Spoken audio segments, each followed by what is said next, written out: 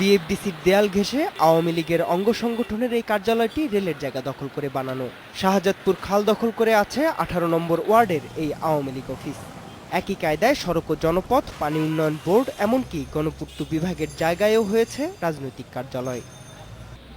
ফুটপাত দখল করে গড়ে ওঠা তেজগাঁওয়ের এই কার্যালয়ে সাংগঠনিক কোনো কাজ হয় না। পাশের দোকান ভাড়া দিয়ে আসে বাড়তি টাকা করি। দোকানটা তো এটা উঠছে এইভাবে এলাকার থেকে ক্লাবের থেকে উঠছে। এটা তো ক্লাব। কোন ক্লাব? এটা আওয়ামী লীগের ক্লাব। এখানেও কোনো কার্যালয় নেই, তবে সাইনবোর্ড আছে। এখানে কোনো অফিস হয় নাই, মানে সাইনবোর্ড লাগাইছে এ পর্যন্তই আছে। ব্যানার তো দেখতেছি, আমি কোন জায়গায় আমি জানি না। সিটি কর্পোরেশনের হিসাবে রাজধানীতে অবৈধভাবে নির্মাণ করা রাজনৈতিক কার্যালয় 106টি, তবে বাস্তবে এ সংখ্যা বহুগুণ বেশি। আর বেশিরভাগই সিটি কর্পোরেশনের জায়গা দখল করে বানানো স্বীকার করেন কর্মকর্তারাও। যারা দখল করে আছেন বিভিন্ন জায়গা, তাদের প্রত্যেকের সঙ্গে আমরা ব্যক্তিগতভাবে যোগাযোগ করছি। আমরা আশা করি সময়ের সঙ্গে আপনারা অনেক চেঞ্জ দেখতে পাবেন। আমাকে দায়িত্ব দিয়েছেন আপনারা 5 বছর।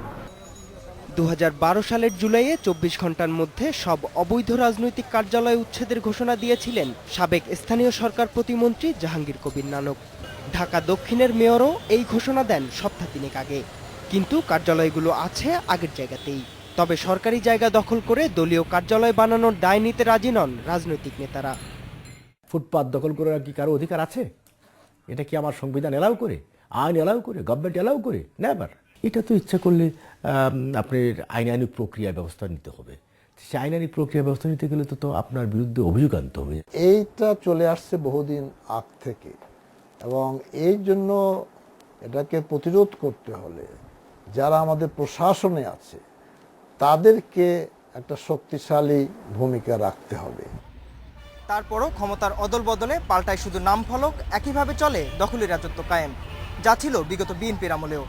তবে শহরের সৌন্দর্য রক্ষা ও নিজ নিজ দলের ভাবমূর্তি রক্ষায় এই ধরনের কার্যক্রম এখনই বন্ধ হওয়া উচিত বলে মনে করেন দলগুলোর দায়িত্বশীলরা।